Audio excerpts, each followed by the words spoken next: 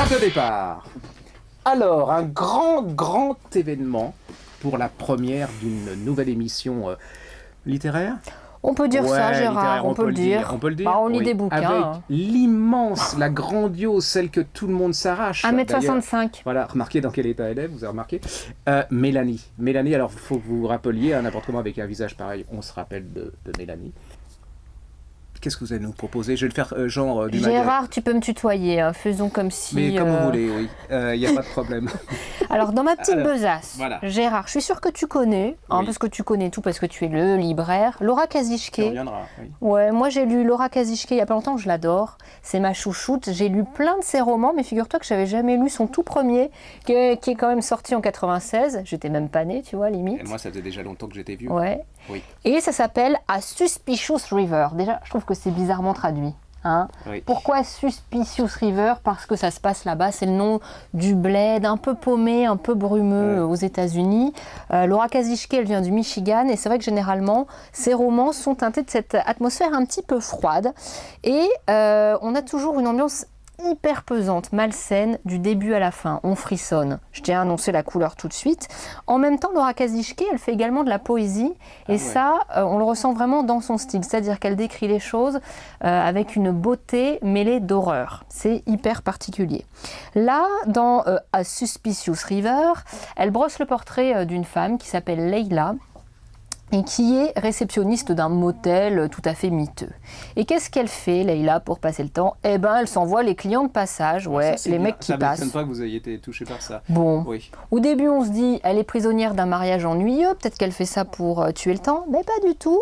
On se rend compte que c'est bien plus complexe, et en fait, comme souvent chez Kazishke, on a affaire à une femme qui est maudite, marquée par la mort de sa mère, et qui du coup reproduit une sorte de schéma, comme si elle était poussée par une force invisible à donner comme ça son corps sans relâche. Elle éprouve pas de plaisir, pas de déplaisir non plus, c'est comme si elle était anesthésiée. Moi, ce que j'ai aimé dans ce roman, Gérard, c'est que dès le début, on sent que, oulala, ça va partir en sucette, qu'il va arriver des choses à cette petite Leila. Oui. Et on se dit, mais qu'est-ce qui va se passer? Et on tourne les pages, on peut plus s'arrêter, on se dit, oh là là, ça lui pend au nez, il va lui arriver malheur à cette petite. Et une fois n'est pas coutume avec Laura Kazishke, l'autre chose intéressante, c'est qu'elle décrit la société américaine avec brio. Là, on est plutôt sur la lower class, avec un côté réaliste, naturaliste, et en même temps, elle injecte, Laura Kazishke, des petits côtés fantastiques. On dirait tout simplement que l'héroïne est hantée par des fantômes, et en premier par le fantôme de sa mère. Voilà, comme si elle ne pouvait pas échapper à son destin. Ça, c'est son premier roman. C'est son premier, il a même été adapté au cinéma il y a quelques années, hein, je le remonte pour nos lecteurs. Voilà, ça monte en puissance. En gros, moi j'ai été littéralement scotchée par la violence de la fin. C'est dur, il y a une fin en plus. mais... Ouais. Je regrette pas de l'avoir lu parce que ça bouleverse, Ça voilà. tient, ouais. Je me parle de ça, ça ressemble à la vie de Kennedy.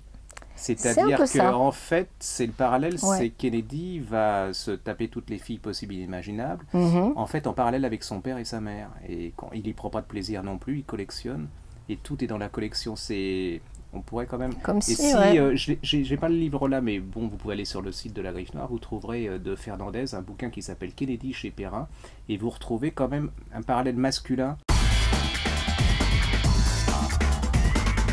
Amélie, alors c'est une première. J'espère que vous enverrez plein de mails pour l'encourager. Moi je me rappelle de ma première à la télé, je vais vous dire, j'avais tellement chaud, j'étais tellement agrippé au canapé que s'ils avaient retiré le canapé, ils me retiraient avec. On va parler de Chien de chantier. Ah, j'adore la tête du chien. Alors, Chien de chantier, voilà, c'est super. C'est vraiment pour à partir de 3 ans. Ouais. C'est l'histoire d'un chien qui, comme tous les chiens, son kiff, c'est d'aller chercher des os, de creuser la terre pour trouver des os. Il arrive dans un chantier, il sent avec sa truffe. Lui, il a une truffe infaillible, donc normalement, il les trouve tout le temps. Il sent qu'il y en a une, et là, malheur, au moment où il gratte la terre est super dure. Il y va avec sa petite pelle, rien à faire. Donc, il va chercher une première pelleteuse. Il creuse un peu plus loin, mais la terre est toujours trop dure et l'os est trop profondément enterré. Bref, à chaque page, il arrive avec une plus grosse pelleteuse jusqu'à la fin. Alors là, c'est génial parce qu'il y a là, tu vas tout casser. Attends. Il y a deux fois des doubles pages et du coup à la fin, j'adore ça, la pelleteuse. C'est la pelleteuse géante, donc ça va plaire à tous les gamins qui adorent les trucs de chantier et tout, vraiment voilà. Et donc non seulement il arrive avec cette grosse pelleteuse, il va finir par trouver son os, mais parce qu'il a un flair infaillible et qu'il avait tout pigé, l'os qu'il trouve, c'est juste un os de dingue. Voilà, parce qu'il trouve le squelette d'un genre dinosaure ou un truc comme ça. Donc voilà. C'est énorme. Voilà, c'est vraiment super. Voilà, je pense que les garçons, les filles, ça va plaire à tout le monde. Et du coup, il y a le suspense parce qu'à chaque page, il arrive avec une plus grosse pelleteuse pour aller creuser un peu plus profond et puis finalement pour trouver ce gros machin. Ah, j'adore la pelleteuse plus les... Ah, non, c'est génial, ça c'est pour les garçons plutôt. Super. Non, les filles aussi. Non, mais les filles et les garçons, ils ont le droit. Hein. Ah bon, d'accord. Ouais. Et les garçons ont le droit de jouer à la poupée.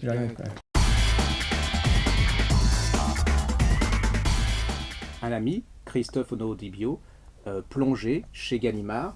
Eh bien, c'est un prix qui existe depuis longtemps. C'est la plus célèbre, la plus riche maison de retraite française qui vient de décerner son prix pour personnes âgées, plutôt pas déficients mentaux, mais bon, pas très très très en forme. Il vient de recevoir le prix de l'Académie française, donc c'est un peu idée courte, histoire longue. Si vous avez quelqu'un que vous n'aimez pas, que vous détestez, je sais pas, votre belle-mère, un ami... son contrôleur des impôts. Tout sonne creux dans ce livre. Alors il y a des gens qui ont adoré, moi ça m'est tombé des mains. Voilà, je trouve qu'on est au pays des déambulateurs littéraires. C'est vraiment voilà, si vous pouvez presque l'acheter avec un déambulateur si c'était pas si cher, on devrait le donner. Donc c'est Onodibio, plongé, c'est chez Gallimard, un livre pour un ami ou une amie. Alors ceci dit, il est fort sympathique, très très beau. Donc je peux vous conseiller, je l'avais dit pour certains, de garder sa photo. Alors je ne devrais pas le dire au libraire, hein, mais c'est vrai que c'est certain comme ça. Vous retirez la couverture et puis vous gardez que ça. Vous le piquez, hein, je peux vous le dire, n'importe comment le libraire il vous dira rien. Hein, et vous avez juste ça, c'est super bien. Vous pouvez le garder.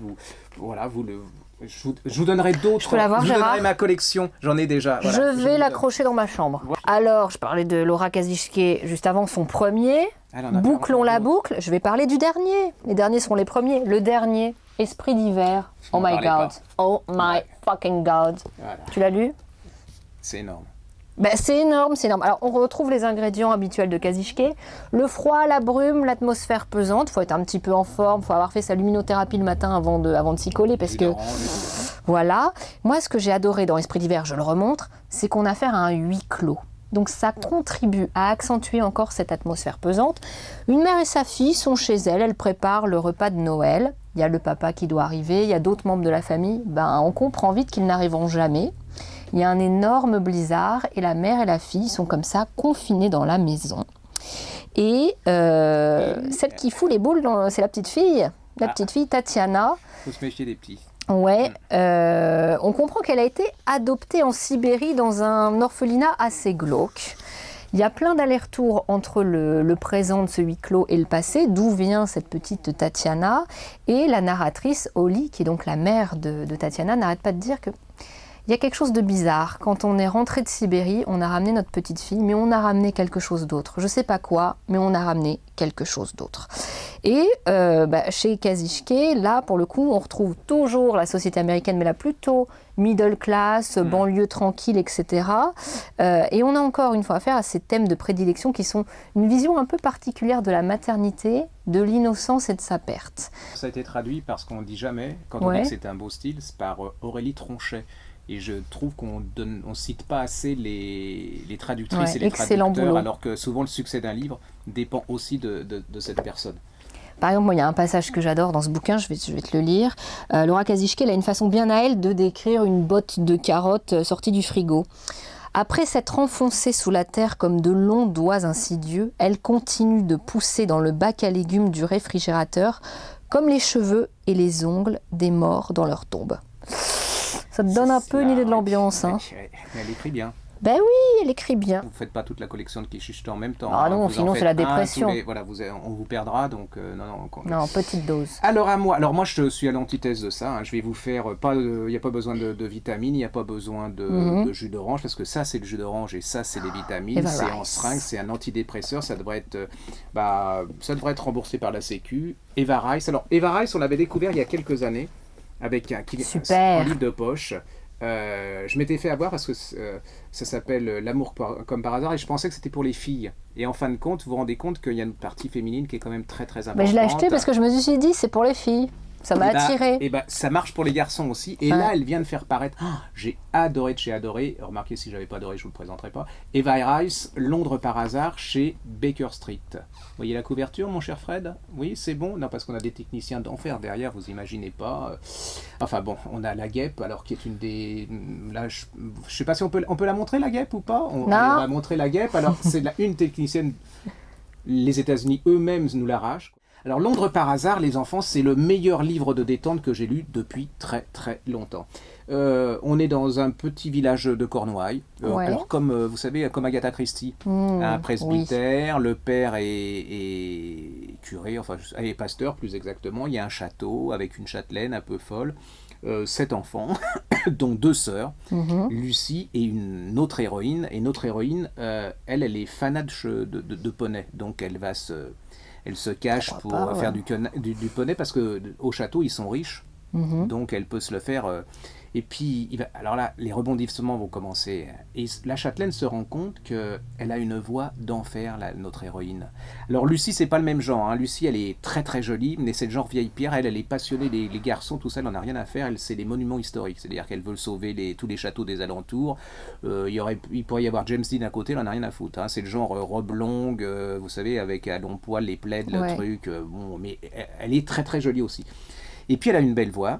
Un jour, un type la remarque, il l'emmène à Londres avec sa sœur. On est dans les années 60, les années 60. Et là, elle va faire une première chanson, un premier disque, premier succès. Et elle va tomber amoureuse d'un espèce de type, d'un petit groupe qui s'appelle Brian Jones. Vous savez, un espèce de truc, on ne sait pas si ça marchera, un groupe qui s'appelle les Rolling Stones. Et puis elle remarque un autre type dans le groupe avec des grosses lèvres, enfin ça lui fait très très drôle, elle va être très très amoureuse. Et sa sœur, qui a été amoureuse, elle, des vieilles pierres, les mini-jupes, vous savez, la robe, elle a une mini-jupe, elle va tomber amoureuse, je vous dis pas aussi d'un chanteur, ça va être du délire, c'est hyper sympa.